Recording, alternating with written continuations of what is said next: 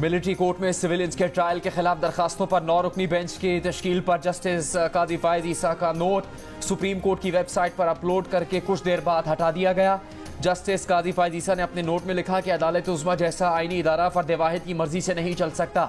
इदराक है कि chief justice ने अपने साथियों को बिलावजह गैर जरूरी कशमकश में उलझा दिया है। मुझ नाचीज की राय में अदालत उज़्मा के सरबराह को ऐसा नहीं करना चाहिए। Supreme court practice and procedure act की मुअत्तली के बाद से वो अदालत में नहीं बैठे। अब अगर उन्होंने ये मुकदमात सुने तो अपने आईनी और कानूनी मौक़िफ़ की खिलाफ वर्जी करेंगे। आज तक चीफ जस्टिस ने उनके मौक़िफ़ की तरदीद नहीं की, बल्कि हुजूर ने तो जवाब देना भी गवारा नहीं किया। पूरी सराहत से कहते हैं खुद को सिविलियंस के मिलिट्री ट्रायल के खिलाफ मुकदमे से दस्तबरदार नहीं कर रहे। Supreme court practice and procedure act का इतलाक चीफ जस्टिस और 2 सीनियर जजेस पर होता है।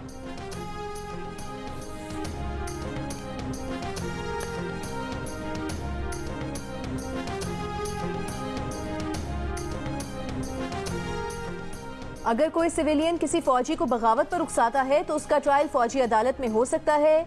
ये कहना कि सिविलियन का कभी फौजी अदालतों में ट्रायल नहीं हो सकता दुरुस्त नहीं है। देखना होगा कि सिविलियंस को फौजी अदालतों के दायरे इख्तियार में लाने का क्या तरीकाकार अपनाया गया। ये भी देखना होगा कि इंसदाद दहशतगर्दी अदालत के जज ने किस बुनियाद पर मुकदमात फौजी अदालत मुंतकिल किए। फौजी अदालतों में सिविलियंस के ट्रायल के खिलाफ केस में चीफ जस्टिस उमर अता बंदियाल के रिमार्क्स। कहा, ऑफिशियल सीक्रेट एक्ट के तहत जराइम का तयन फौज ने ही करना है। फौज इंसदाद दहशतगर्दी अदालत में सिविलियंस की हवालगी की दरख्वास्त दे सकती है, मगर फौज को सिविलियंस की हवालगी में ठोस बुनियाद नहीं दी गई।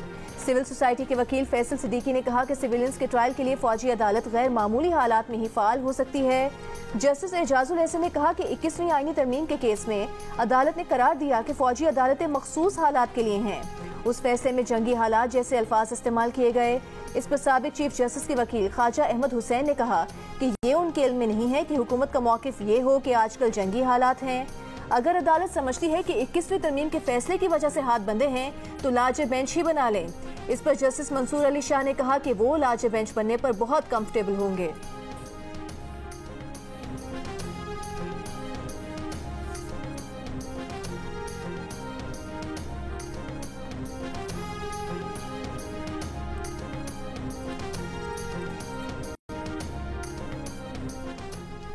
क्या किसी और मुल्क में भी फौजी अदालतें हैं?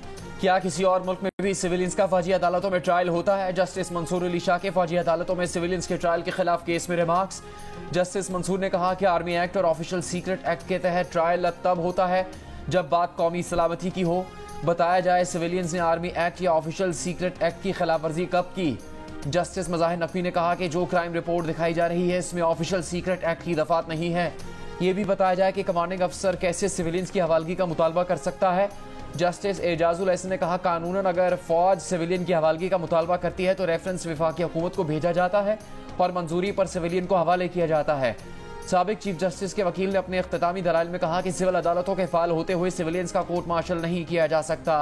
सिविलियंस का कोर्ट मार्शल गैर आईनी है।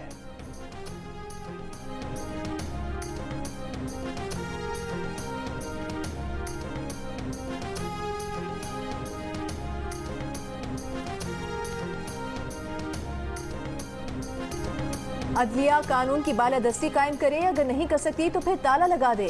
वजीर खारिजा बिलावल भुट्टो सरदारी का कौमी असम्बली में खिताब। चेयरमैन तहरीक इंसाफ को नाम लिए बगैर गैर जमहूरी सियासतदान करार दिया और कहा कि उन्हें जमहूरियत तब याद आई जब जिन्ना हाउस पर हमला हो चुका था। पाकिस्तान पॉपुलिस्ट पॉलिटिक्स का जवाब दे रहा है। उम्मीद है पॉपुलिस्ट पॉलिटिक्स पर काबू पा लेंगे। रियासती इदारों पर हमला करने वालों के लिए कोई हमदर्दी नहीं रखते। बिलावल ने शहबाज शरीफ की तारीफों के पुल बांध दिए। बोले इस वक्त पीपल्स पार्टी की सियासी यारी मुस्लिम लीग नवाज से है। शहबाज शरीफ नून लीग से ज्यादा पीपल्स पार्टी के वजीर आजम हैं और आसिफ जरदारी के बारे में मशहूर है कि वो यारों के यार हैं। गवाही देता हूँ कि वजीर आजम शहबाज शरीफ जैसी मेहनत से काम करने वाला नहीं देखा। मजीद कहा कि सैलाब मुतासरीन के फंड्स के इजरा की यकीन दहानी पर वजीर खजाना और वजीर आजम के शुक्रगुजार हैं।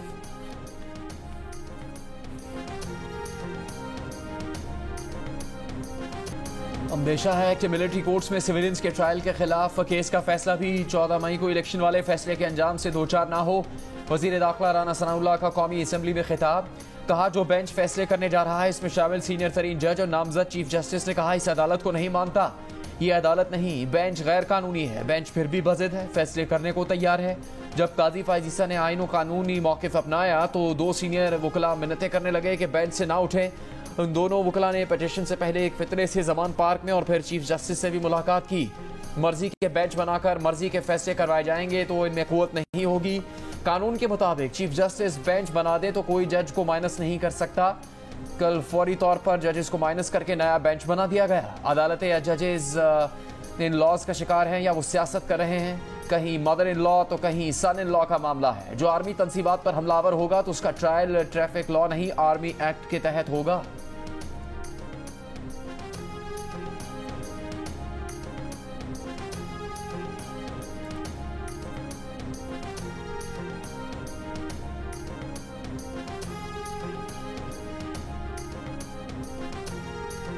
वजीर आजम शहबाज शरीफ की पेरिस में चीन के वजीर आजम ली कीचियांग से मुलाकात।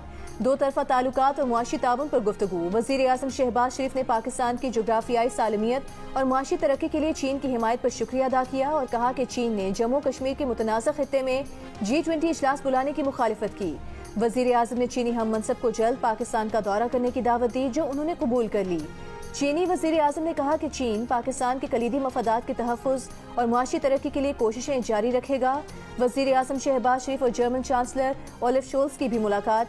वजीर आजम ने पाकिस्तान के सैलाब मुतासरीन के लिए जर्मनी की इमदाद पर शुक्रिया अदा किया।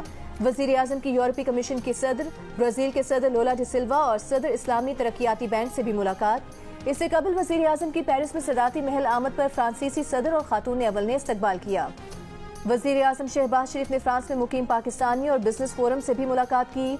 शहबाज शरीफ फ्रांस का 2 रोज़ा सरकारी दौरा मुकम्मल करके 2 रोज़ा दौरे पर बरतानिया पहुंच गए।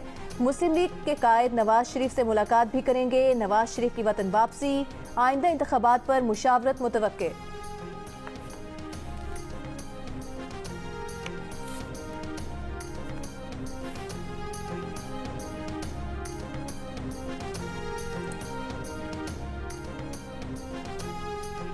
नवाज शरीफ जल्द दुबई रवाना होंगे। हुसैन नवाज की लंदन में मीडिया से गुफ्तगू। कहा नवाज शरीफ दुबई में 2 हफ्ते कायम कर सकते हैं। नवाज शरीफ कुछ वक्त फैमिली के साथ गुजारना चाहते हैं।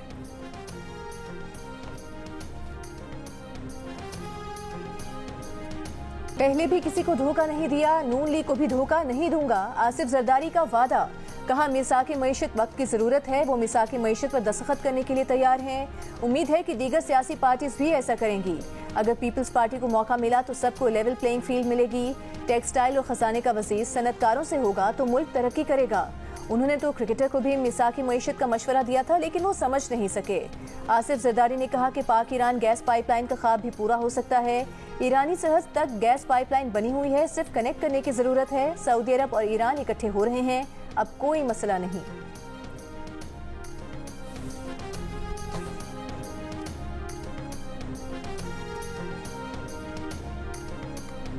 पाकिस्तान अलकायदा, दाइश, हिजबुल मुजाहिदीन, लश्कर तैयबा और जैश मोहम्मद के खिलाफ कार्रवाई करे। भारतीय वजीर आजम और अमरीकी सदर की मुलाकात पर व्हाइट हाउस का एलामिया। मुंबई और पठानकोट हमलों में मुलविस अनासिर को इंसाफ के कटहरे में लाने का मुतालबा। दोनों रहनुमाओं ने सरहद पार दहशतगर्दी और दहशतगर्द प्रॉक्सीज की भी मजम्मत की। एलामिया में पाकिस्तान से कहा गया कि भारत को निशाना बनाने वाली तंजीमों के खिलाफ कार्रवाई करे। पाकिस्तान यकीनी बनाए कि इसके ज़ेर असर कोई इलाका दहशतगर्द हमलों के लिए इस्तेमाल न किया जाए।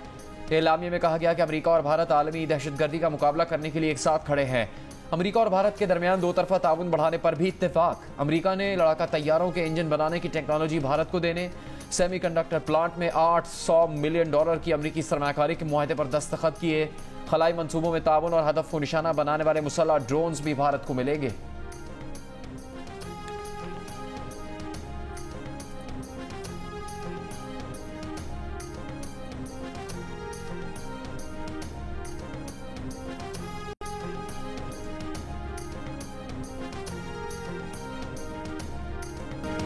आज व्हाइट हाउस का जो बयान आया वो साबिक हुकूमतों के लिए शर्मिंदगी का बाइस है। अमेरिका के लिए तो जंगें इन्वेस्टमेंट होती हैं, आज भी पाकिस्तानी कौम अमरीकी हलीफ होने की सजा भुगत रही है। वजीर दिफा ख्वाजा आसिफ का अमरीका भारत मुश्तरका एलामी पर रद्द-ए-अमल। कहा इस खित्ते में दहशतगर्दी के बीज बोने में अमरीका का भी बड़ा किरदार है। अमरीका की स्ट्रेटेजिक स्टेक्स हमेशा कमर्शियल होती हैं। हम अमरीका के लिए 40 साल से जंग लड़ रहे हैं। अमरीका ने इस खित्ते में 40 साल में 2 नाकाम मुदाखलतें की। अमरीका की विरसे में छोड़ी दहशतगर्दी का पाकिस्तान आज भी मुकाबला कर रहा है। पाकिस्तान को जोग्राफियाई लिहाज से चीन, रूस और पड़ोसियों से ताल्लुकात मजबूत बनाने चाहिए।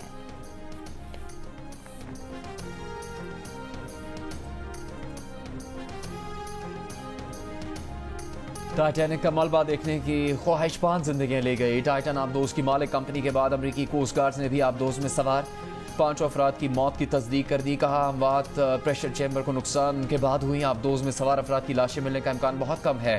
अंडर वाटर रोबोट ने टाइटैनिक जहाज से तकरीबन 1600 फुट दूर आबदोज का मलबा दरियाफ्त किया। सर्च एंड रेस्क्यू मिशन को पानी के अंदर से जिन आवाज़ों के सिग्नल्स मिले थे वो आबदोज का तबाहकुन धमाका हो सकता है। सानह में मारूफ पाकिस्तानी बिजनेसमैन हुसैन दाऊद के बेटे शहजादा दाऊद और पोते सुलेमान दाऊद समेत 5 अफराद मौत की आगोश में चले गए।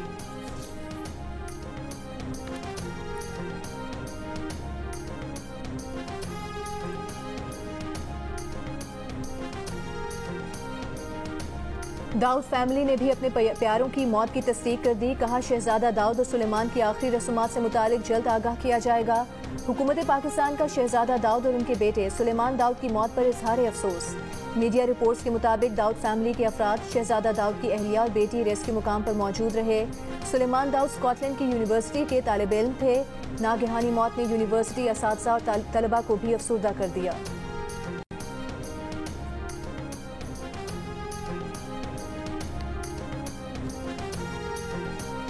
मारूफ बिजनेसमैन हुसैन दाऊद, कुलसूम दाऊद और उनके ख़ानदान की जानिब से हुसैन दाऊद के साहबजादे शहजादा दाऊद और पोते सुलेमान दाऊद की वफ़ात पर इजहार अफसोस।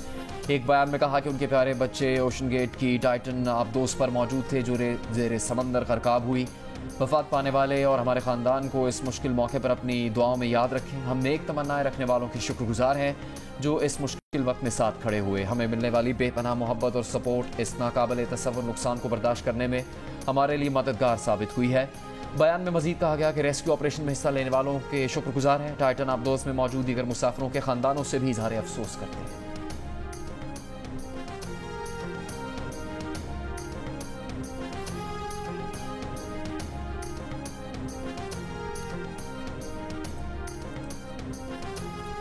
आबदोज हादसे में जाँ बहक शहजादा दाऊद और सुलेमान दाऊद मारूफ पाकिस्तानी बिजनेसमैन हुसैन दाऊद के बेटे और पोते थे। हुसैन दाऊद दाऊद फाउंडेशन के चेयरमैन की हैसियत से खिदमात सर अंजाम दे रहे थे जिसका मकसद मईशत और माशरे को चलाने वाले शोबों में काबिल जिक्र किरदार अदा करना है। हुसैन दाऊद हरक्यूलिस कॉरपोरेशन के बोर्ड चेयरमैन के ओहदे पर भी फाइज हैं। एंग्रो कॉरपोरेशन के बानी के तौर पर जाने जाते हैं। शौकत खानम मेमोरियल अस्पताल के बोर्ड में खिदमात अंजाम दे चुके हैं। रावलपिंडी के बैन अल-अक़वामी शोहरत याफ्ता अल-शिफा अस्पताल में ट्रस्टी की जिम्मेदारियां निभाते रहे हैं। इटली के एजाजी काउंसिल की हैसियत से उन्हें अतालवी हुकूमत की जानिब से एजाज से भी नवाजा गया है।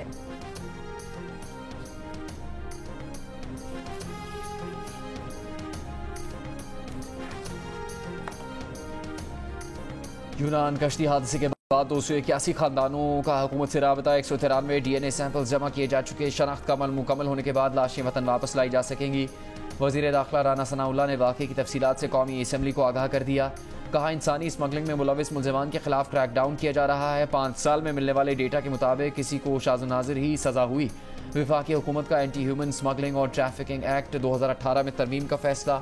इंसानी स्मगलिंग में मुलविस अफराद के बैंक अकाउंट्स और असासे मुंजमद किए जाएंगे। इंसानी स्मगलिंग और ट्रैफिकिंग नाकाबिल ज़मानत जुर्म होगी।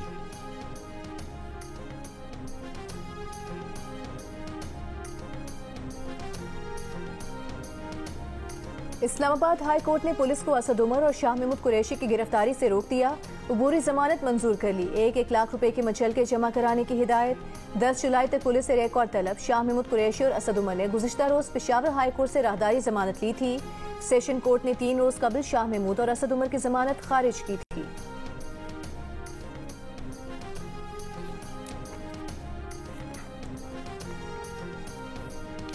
चेयरमैन PTI के अहलिया बुशरा बीबी की करप्शन केस में 26 जून तक हिफाजती जमानत मंजूर। गिरफ्तारी के खदशे पर बुशरा बीबी ने लाहौर हाईकोर्ट से रुजू किया था। ओकाड़ा सड़क तामीर केस में शामिल तफ्तीश होने की यकीन दहानी। 13 अगस्त को सिंध असम्बली और कौमी असम्बली की मुद्दत खत्म हो जाएगी। इसकी मुद्दत को आगे बढ़ाने का कोई तरीकाकार ही नहीं है। वज़ीर आला सिंध मुराद अली शाह की मीडिया से गुफ्तगू। कहा अक्टूबर में आम इंतखाबात की तारीख इलेक्शन कमीशन को देनी है।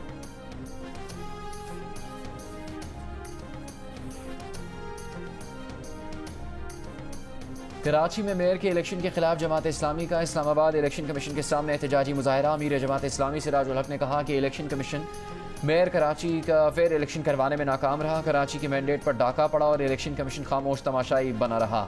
इलेक्शन कमीशन किस तरह आम इंतखाबात करवाएगा? हाफिज नईमुर रहमान ने कहा कि कराची के हक पर डाका किसी सूरत कबूल नहीं किया जाएगा। इलेक्शन कमीशन को खबरदार करना चाहते हैं कि नताइज दुरुस्त करना होंगे।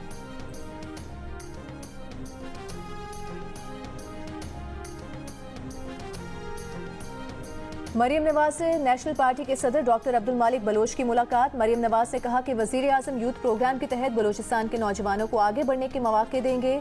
नवाज शरीफ और वजीर आजम शहबाज शरीफ ने हमेशा बलोचिस्तान की तरक्की के लिए काम किया है। बलोचिस्तान के नौजवानों की तरक्की अव्वलीन तरजीह है। 3 घंटे सुबह 3 घंटे दोपहर, जाहिर सी बात है गर्मी है, कारोबार पे असर पड़ता है। घर पे लाइट नहीं होती, पंखे नहीं चलते। कराची में चंद इलाके हैं जहाँ पे लाइट आती है।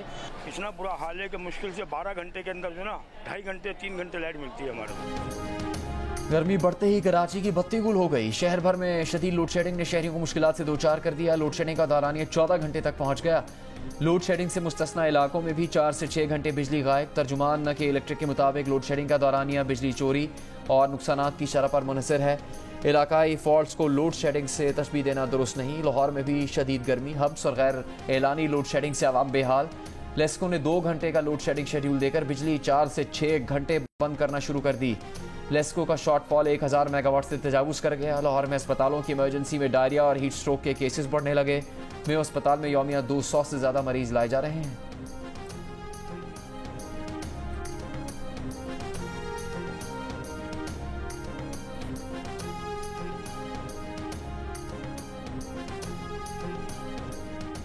इस्लामाबाद में शहरियों को अगवा करके थाने में रखने और भत्ता वसूली के इल्जाम पर CIA अफसरान और एहलकारों पर मुकदमा दर्ज करने का हुक्म। FIA को मुकदमा दर्ज करने का हुक्म न देने की IG की इस्तदा मुस्तरद। Islamabad high court IG Islamabad पर बरहम, कहा आपके अपने SPs गैर कानूनी इकदाम को छुपा रहे हैं। एक शख्स को उठाया जाता है, भत्ता मांगा जाता है, अगर यही करना है तो सब कुछ खत्म कर देते हैं। शहरियों के प्राइवेट मामलात को आप लोग कैसे देख सकते हैं? पुलिस ने कब से अदालतें लगा ली हैं? आपके SSP ने झूठी रिपोर्ट दी, अदालत के साथ जालसाजी की। अदालत की DG FIA को पुलिस के केसेस देखने और IG इस्लामाबाद को तफसीली रिपोर्ट जमा कराने की हिदायत।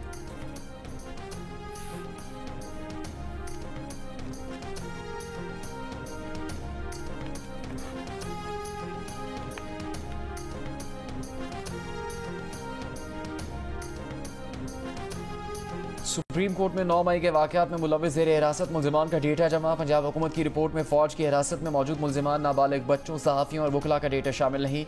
रिपोर्ट के मुताबिक 9 मई के वाकयात में 81 खवातीन को हिरासत में लिया गया, जिनमें से 42 को जमानत पर रिहा कर दिया गया। MPO के तहत 2258 अफराद की गिरफ्तारी के ऑर्डर जारी किए गए।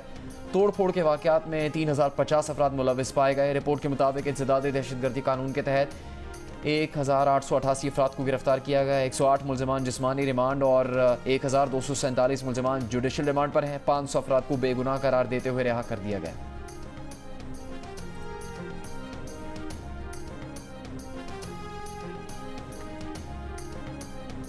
अमरीकी बहरिया ने टाइटन आबदोज के लापता होने के फौरन बाद ही तबाह होने का पता चला लिया था। टाइटन की तबाही से मुतालिक अमरीकी बहरिया के सीनियर एहलकार का अमरीकी जरीदे को इंटरव्यू। कहा तलाशी के लिए आला खुफिया साउंड सुराग निज़ाम का इस्तेमाल किया गया। समुद्र के नीचे धमाके से मिलती जुलती आवाज़ की इत्तला कोस्ट गार्ड कमांडर को दी थी। आबदोज तबाह होने के हतमी शवाहिद नहीं थे, इसलिए सर्च ऑपरेशन जारी रखा था। बदकिस्मत आबदोज की तलाश में 20,000 मुरबा किलोमीटर के इलाके में अमरीका, कनाडा, बरतानिया और फ्रांस की टीम्स का रेस्क्यू मिशन 5 रोज तक दिन रात जारी रहा। बरतानवी वजीर खारिजा का आबदोज सानहे में 5 अफराद की हलाकत पर इजहार अफसोस।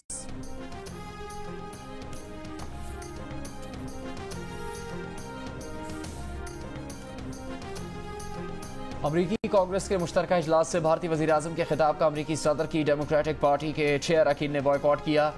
बॉयकॉट करने वाली मुस्लिम रुकन रशीदा तलेब ने कहा कि मोदी सरकार इंसानी हकूक़ की खिलाफवर्जियों, गैर जमहूरी इक़दाम, अक़लियतों को हदफ बनाने और सहाफ़ती पाबंदियों में मुलविस रही हैं, जो नाकाबिल कबूल है। मोदी बाइडन मुलाकात के दौरान वाइट हाउस के बाहर एहतजाज, मुख्तलिफ ट्रकों पर मोदी के खिलाफ नारे दर्ज, सिखों के इंडिया शेम शेम और गो बैक मोदी के नारे। मोदी मुखालिफ दस्तावेजी फिल्म भी दिखाई गई। अमरीकी सदर और भारतीय वज़ीर आज़म की प्रेस कॉन्फ्रेंस में मोदी से भारत में इंसानी हकूक़ की खिलाफवर्जियों से मुतालिक सवाल।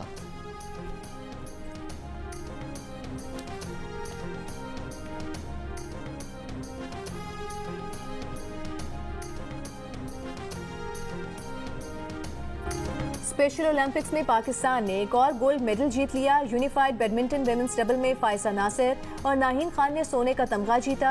यूनिफाइड मेंस डबल बैडमिंटन में पाकिस्तान का सिल्वर मेडल नौशेरवान आरिफ और तलहा आसिफ ने चांदी का तमगा हासिल किया। अभी तक आपने अपनी पर्सनैलिटी को ग्लो को आपने मेंटेन रखा हुआ है, इसमें क्या इसके खास राज है कि you are still looking very charm? ऐसा नहीं है मैडम कि हमारी बेगम कम है मगर आप नहीं वो नजर भी आ रही है। घर भी जाना है ना उन्होंने। मैं खुश रहती हूँ, जिस चीज पे दिल करता है वो खाती हूँ, डिप्राइव नहीं करती अपने आप को। जियो के प्रोग्राम हंसना मना है में मारूफ अदाकारा शगुफ्ता एजाज का दिलचस्प अंदाज, फिटनेस का राज बता दिया, शायकीन के सवालों के दिलचस्प जवाब दिए। शोबिज में जाने के लिए कितने पापड़ बेले, माँ बाप को कैसे मनाया, भूख हड़ताल क्यों की, दिलचस्प गुफ्तगू देखिए। प्रोग्राम हंसना मना है में आज रात 11:05 पर सिर्फ जियो न्यूज़ पर।